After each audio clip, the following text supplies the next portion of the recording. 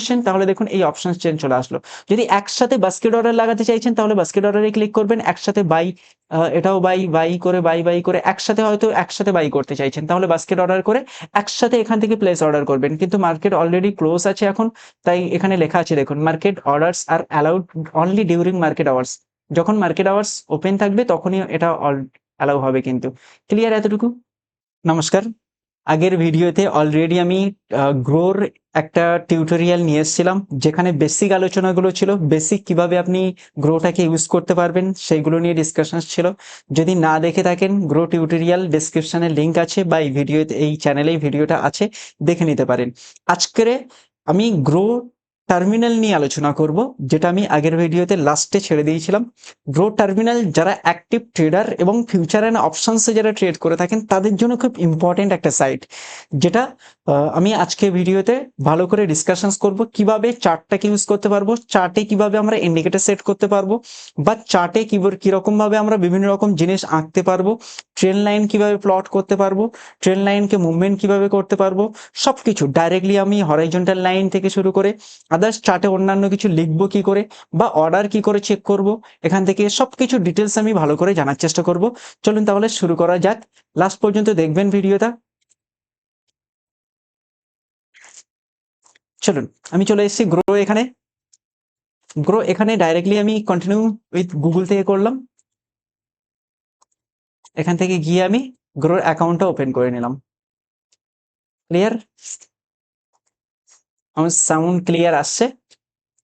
হ্যাঁ, এখানে আমি গ্রো পিন দিয়ে দিলাম, এখানটায় সেবির যে রিপোর্টটা আছে, যে এসএমএসটা আছে সব ইনভেস্টরদের জন্য, সেটা চলে আসলো। ক্লিক করলাম। যারা মিউচুয়াল ফান্ডের উপরে সেদিন দেখানো হয়নি, শর্টে 1 মিনিটে দেখিয়ে দিচ্ছি মিউচুয়াল ফান্ডের উপরে। এখান থেকে অল মিউচুয়াল ফান্ডে যাবেন, এখান থেকে মিউচুয়াল ফান্ড স্ক্রিনারটাকে ইউজ করতে পারবেন। MC means asset management company, সেই অ্যাকর্ডিংও আমরা চাইলে এখান থেকে অ্যাসেট ম্যানেজমেন্ট কোম্পানি সিলেক্ট করে মিউচুয়াল ফান্ডকে সিলেক্ট করতে পারে। এখান থেকে দেখুন এখানে চলে এসছে এইচডিএফসি মিউচুয়াল ফান্ড, এই এরকম ভাবে চেক করতে পারি। ক্যাটাগরি সিলেক্ট করেও এখান থেকে যদি মনে করছে আমরা ইকুইটি সেকশন দেখবো, তাহলে small cap, multi cap, flexi cap, এরকম ভাবেও আমরা অ্যাড করে আমরা দেখতে পারি।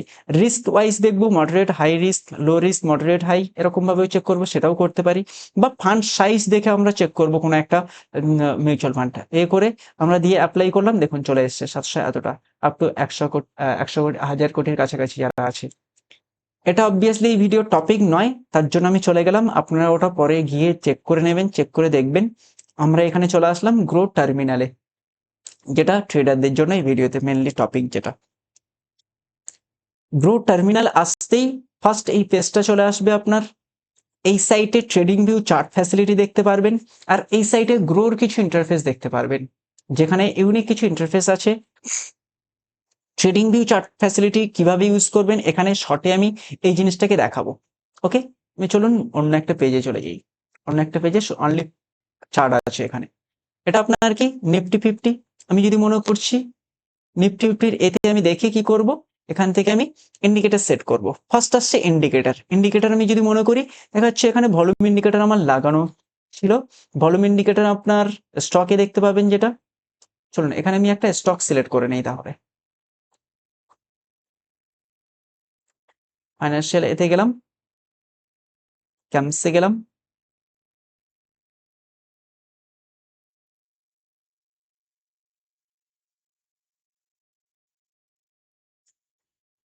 দেখুন এবার আমি একটা নতুন পেজে চলে যাচ্ছি, ঠিক আছে। এখানে চাইলে ভলিউম দেখতে পারবেন। দেখুন এখানটায় আপনার ভলিউম চলে এসছে, এই যে ভলিউম গুলো দেখতে পাচ্ছেন। আজকের দিনে ট্রেড হয়েছে, আজকের দিন বলতে এটা 5 মিনিটের টাইম ফ্রেম আছে। এখানটায় দেখুন উপরে 5 মিনিটের টাইম ফ্রেম দেখতে পাচ্ছেন। এই টাইম ফ্রেম যদি আমরা চেঞ্জ করতে চাইছি, একদিনের টাইম ফ্রেম করতে চাইছি, তাহলে এখানে একদিনের করতে পারবো। তাহলে প্রতিটা ক্যান্ডেল কি একদিনে ক্লোজ হয়েছে, একদিনে ওপেন হয়েছে, এরকম একটা জিনিস।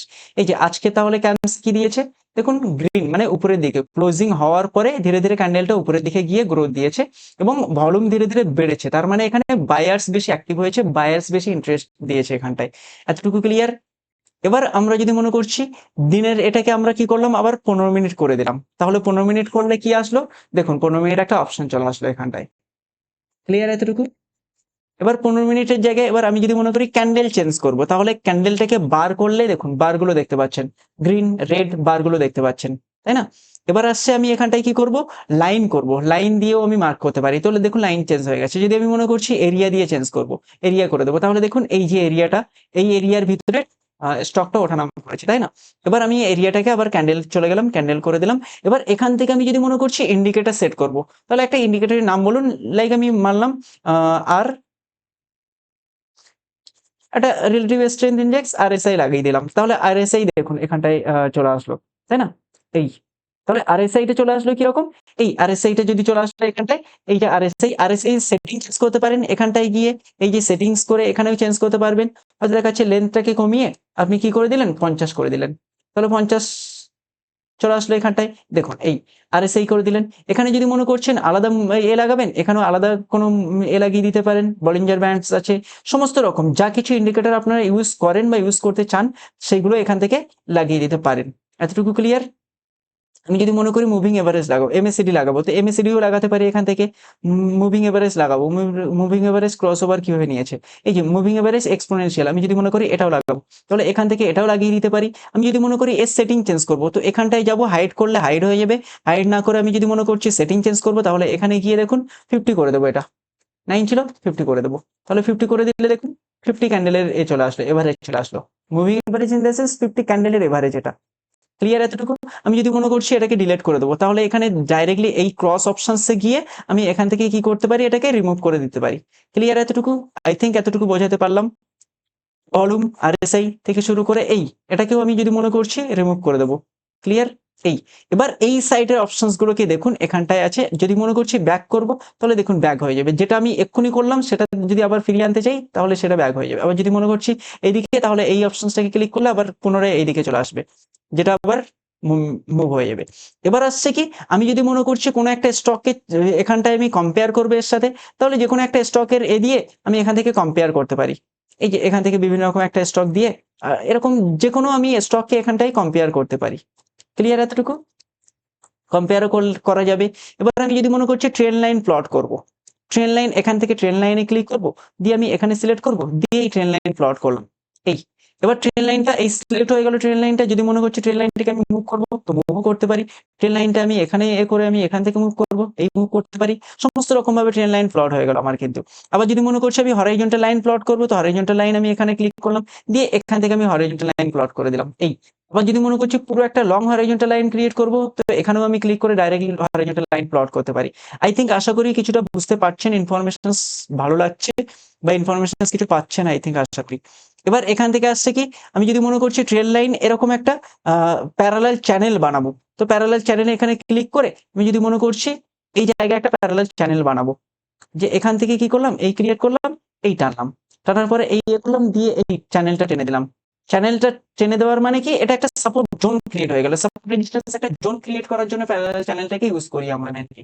ওকে, এটাকেও চাইলে আমরা মুভ করতে পারবো, এখান থেকে এই মুভ করে আমরা অন্য জায়গায় সিলেক্ট করতে পারবো, বা আমরা যদি মনে করি এটাকে আপ ডাউন করতে পারবো, উপর নিচে করতে পারবো। দেখো এরকম ভাবে যে কোনো রকম ভাবে আমরা খেলতে পারি এই জায়গাটাকে নিয়ে, বিভিন্ন রকম ভাবে নতুন নতুন জায়গায় আমরা বিভিন্ন কিছু প্লট করতে পারি।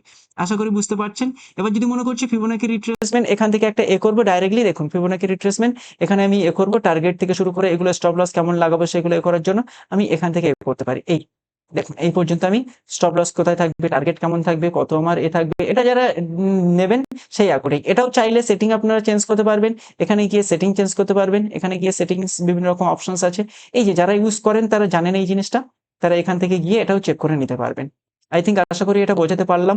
এবার আসছে নেক্সট, আমি যদি মনে করছি কোনো কিছু ড্র করব, ড্র করার দরকার, তাহলে আমি কি এই যে ড্র অপশনসে যাব, এই কোনো কিছু লিখবো হয়তো, বা এখান থেকে কোনো কিছু হয়তো আমি টানবো এই এই জায়গায়, বা স্টকটা কিরকম ভাবে মুভমেন্ট নিয়েছে সেই জিনিসটাকে আমি এরকম ভাবে দেখাবো, এই এরকম ভাবে। তাহলে এটাও কি হলো, আমার অ্যাকর্ডিং আমি নিজের মতন করে একটা টানতে পারছি, এই যা কিছু আমি মনে করছি এখান থেকে আমি টেনে এই স্টকের উপরে বা এই চার্টের উপরে আমি বানাতে পারি।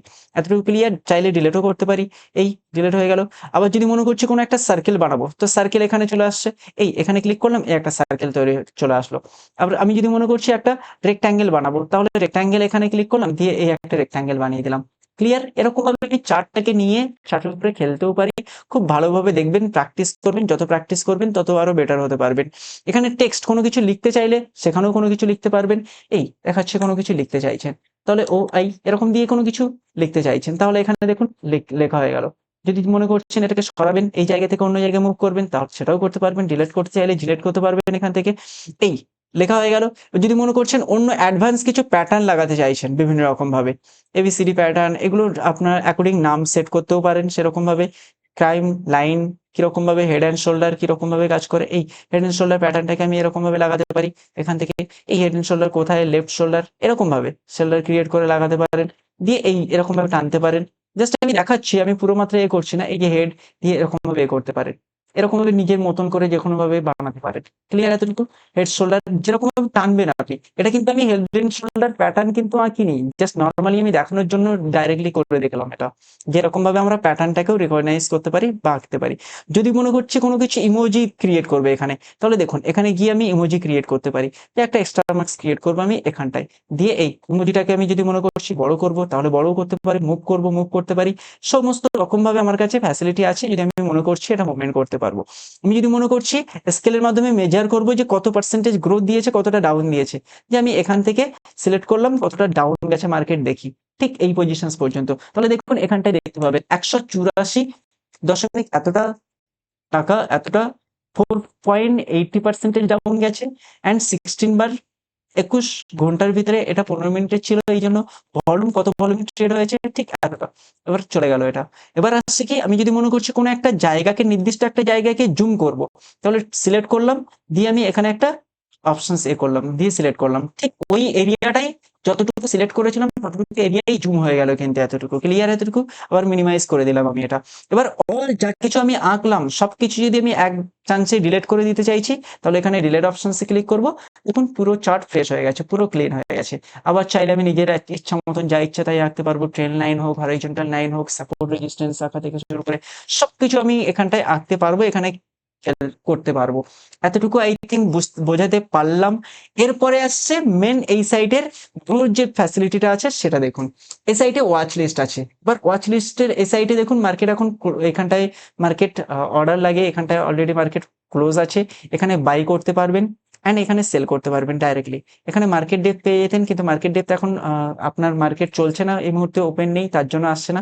ডাইরেক্টলি বাই করতে পারবেন, ডাইরেক্টলি সেল করতে পারবেন। আই থিঙ্ক এতটুকু ক্লিয়ারলি দেখাতে পারলাম, বোঝাতে পারলাম। এরপরে আসছে সেটিংস চেঞ্জ করতে পারবেন। এই যে চার্টস আছে সেটা সেটিং চেঞ্জ করতে পারবেন, সিম্বল, স্ক্যালপার, অ্যাপিয়ারেন্স এরকম ভাবে চেঞ্জ করতে পারবেন। স্ন্যাপশট নিতে চাইলে টেক এ স্ন্যাপশট, এটাও করে ডাইরেক্টলি স্ন্যাপশট নিতে পারবেন এখান থেকে। যে ডাইরেক্টলি এই এক্সট্রাসের আপনার স্ন্যাপশট চলে আসলো এখানটায়, ঠিক এইখানটায় দেখুন, এই এখানটায় চলে আসলো স্ন্যাপশট। এতটুকু ক্লিয়ার? এই যে চলে আসছে দেখুন, এই যে অপশনসটাকে এখনই স্ন্যাপশট নিলাম আমি, তাই না? এবার আসছে কি, আমি যদি মনে করলাম যে এই ওয়াচ লিস্টটা আমি ক্রিয়েট করব, নতুন ওয়াচ লিস্ট, তাহলে এখানে নতুন ওয়াচ লিস্ট ক্রিয়েট করতে পারি। বা আমি যদি মনে করছি এই ওয়াচ লিস্টের ভিতরে কোনো একটা স্টককে দেখবো, তাহলে বরুণ বেভারেজ আমি এখানে চলে যেতে পারি। এই দেখুন এভারেজ চলে আসলো। এবার এই সাইটে ওয়াচ লিস্ট দেখতে পারি। এবার আমি যদি মনে করছি এই সাইডের আমি দুটো একসাথে লেআউট দেখবো, তাহলে এখানে দুটো ওয়াচ লেআউট একসাথে ক্রিয়েট করতে পারি। এটা হচ্ছে গ্রোর একটা ইউনিক ফ্যাসিলিটি দিয়েছে, যেটাকে আমি এদিক ওদিক করতে পারি। বা যদি মনে করছি আমি চারটাকে মিডিলে রেখে এটাকে এই সাইডে করব, তাহলেও করতে পারি। এখান থেকে অর্ডারটাকে দেখতে পারি। এই জায়গায় দেখুন অর্ডার চলে আসবে। অর্ডার এখন অ্যাক্টিভ অর্ডার নেই, যাদের অর্ডার থাকবে। পজিশনস বলতে ওপেন পজিশনস যেগুলো, সেগুলো ওপেন পজিশনে চলে আসবে। অর্ডার আপনার ক্লোজ অর্ডার, পেন্ডিং অর্ডার সবকিছু আপনার অর্ডার সেকশনে চলে আসবে।